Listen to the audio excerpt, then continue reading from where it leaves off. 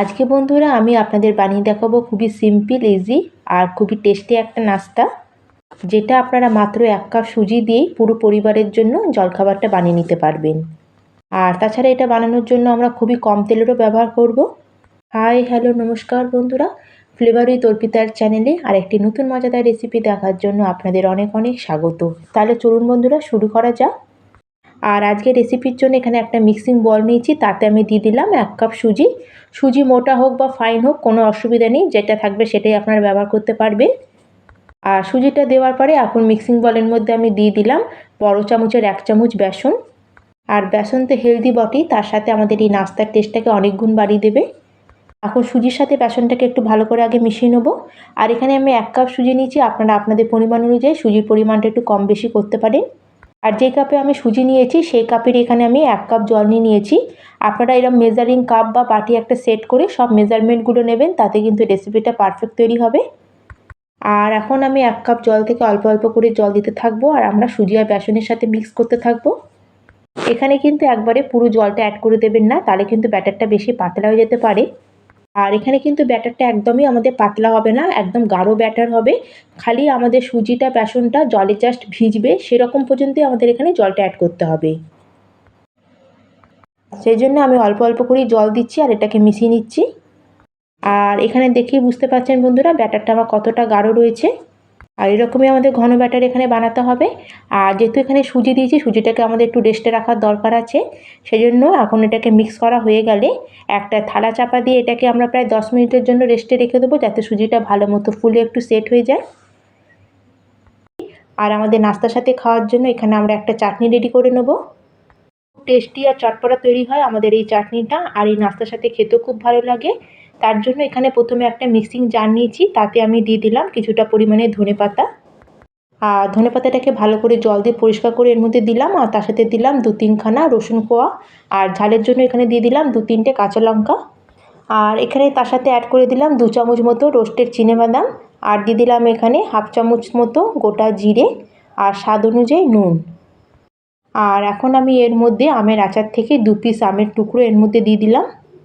দেখবেন এতে চাটনিটা খুবই টেস্টি আর চটপটা তৈরি হয়, আপনারা অবশ্যই একবার এইভাবে বানিয়ে দেখবেন।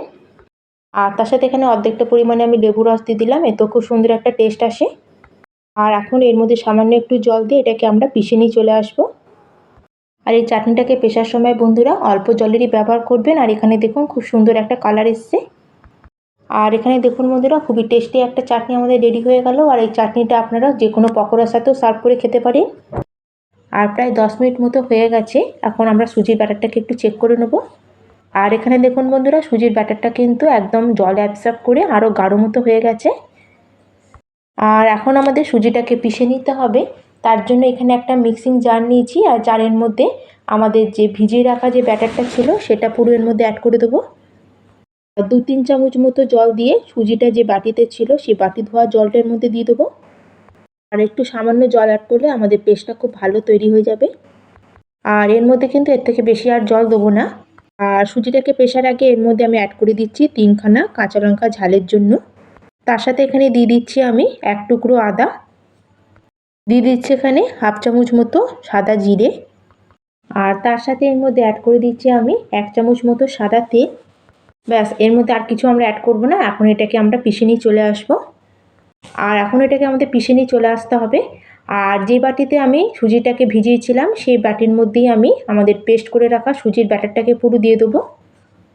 আর বন্ধুরা এই ব্যাটারটা পেশার সময় আমার আরেকটু সামান্য জল লেগেছিল। আর খুব বেশি জল দেবেন না, এটাকে অল্প জলেই কিন্তু আমাদের পিষে নিতে হবে। আর এখানে দেখুন বন্ধুরা গ্রাইন্ডিং জারের মধ্যে অনেকটা কিন্তু আমার ব্যাটার লেগে রয়েছে। এখন আরেকটু সামান্য জল দিয়ে আমাদের গ্রাইন্ডিং জারটাকে ভালো করে ধুয়ে এই জলটা এখন আমরা এর মধ্যে দিয়ে দেবো। আর জলটা দেওয়ার পরে এখন এটাকে কিন্তু আমাদের খুব ভালো করে মিশিয়ে নিতে হবে। আর এখানে কিন্তু ব্যাটারটা এখন একটু থকথকে মতো লাগবে, আপনাদের কিন্তু এই সময় খুব ভালো করে 2-3 মিনিট এটাকে মিশিয়ে নিতে হবে। আর এখানে আমি একটা হাতার সাহায্যে এটাকে এইভাবে কন্টিনিউ 2-3 মিনিট মতো ভালো করে এটাকে ফাটিয়ে নেব। আর এখানে আমি প্রায় 3 মিনিট মতো সুজিটাকে খুব ভালো করে মিশিয়ে নিয়েছি। আর সুজিটাকে ভালো করে ফেটানো হয়ে গেলে এখন আমরা এর মধ্যে আরও কটা জিনিস অ্যাড করব। সবার প্রথমে এখানে একটা ছোট সাইজের পেঁয়াজ নিয়েছি, পেঁয়াজটাকে একদম মিহি করে কুচিয়ে এর মধ্যে দিয়ে দিলাম। আর তার সাথে এর মধ্যে এখন দিয়ে দিলাম স্বাদ অনুযায়ী নুন। আর এখানে আমি দেখুন বন্ধুরা একদম 1 পিঞ্চ মতো এখানে হলুদ অ্যাড করলাম, খুব বেশি দেবো না। তার সাথে এর মধ্যে দিয়ে দিচ্ছি আমি হাফ চামচেরও কম লাল লঙ্কার গুঁড়ো। আর অলরেডি এখানে আমরা কাঁচা লঙ্কারও ব্যবহার করেছি, এটা আপনারা দিতেও পারেন বা স্কিপও করতে পারেন। আর তার সাথে এখানে সামান্য একটু দিয়ে দিলাম আমি গোলমরিচের গুঁড়ো। আর হাফ চামচ মতো এখানে দিয়ে দিলাম চাট মশলা। আর এবার এর মধ্যে আমি দিয়ে দেবো অর্ধেকটা লেবুর রস।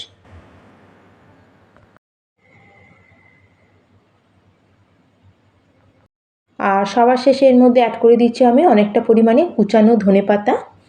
এটা কিন্তু আপনারা অবশ্যই অ্যাড করবেন, এতে কিন্তু খুব সুন্দর একটা টেস্ট আসবে। আর ধনেপাতাটা অ্যাড করার পরে এখন আমাদের সব কিছুকে খুব ভালো করে ব্যাটারের মধ্যে মিশিয়ে নিতে হবে। আর বন্ধুরা রেসিপিটা দেখতে দেখতে আপনারা যদি এতদূর চলে এসে থাকেন তাহলে অবশ্যই একটা লাইক করে দেবেন, শেয়ার করে দেবেন। আর চ্যানেলে যদি আপনারা নতুন এসে থাকেন, এখনও যদি আমার চ্যানেলটিকে না সাবস্ক্রাইব করে থাকেন, প্লিজ চ্যানেলটিকেও সাবস্ক্রাইব করে দেবেন। আর বন্ধুরা এই ব্যাটারের মধ্যে কিন্তু আমরা কোনো রকম আর জলের ব্যবহার করিনি, এখানে কিন্তু একদম গাঢ় ব্যাটারে আমাদের এখানে রেডি করতে হবে। আর এখানে দেখুন বন্ধুরা ব্যাটারের ফাইনাল কনসিস্টেন্সি এরকমই কিন্তু ঘনত্বের আমাদের ব্যাটারটা রাখতে হবে। আর যে কাপের এখানে আমি সুজি নিয়েছিলাম সেই কাপে এখানে আমি 1 কাপ জল নিয়েছিলাম এই ব্যাটারটা বানানোর জন্য, তার থেকে আমার 2-3 চামচ মতো জল বেঁচে গেছে। তাহলে চলুন এখন আমরা গ্যাসের দিকে যাওয়া যাক। আর গ্যাসের উপরে আমি একটা তাওয়া বসিয়ে তাওয়াটাকে প্রথমে ভালো করে গরম করে নিয়েছি আর গ্যাসের ফ্লেমটাকে একদম লোতে করে দিয়েছি।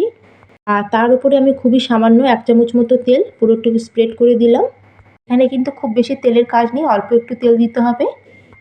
আর এগুলো তাওয়ার মধ্যে দেওয়ার আগে ব্যাটারটাকে আরেকবার ভালো করে মিশিয়ে নেবো আর 1 হাতে করে ব্যাটার নেবো আর এইভাবে একটু তাওয়ার মধ্যে আমরা দিয়ে দেবো।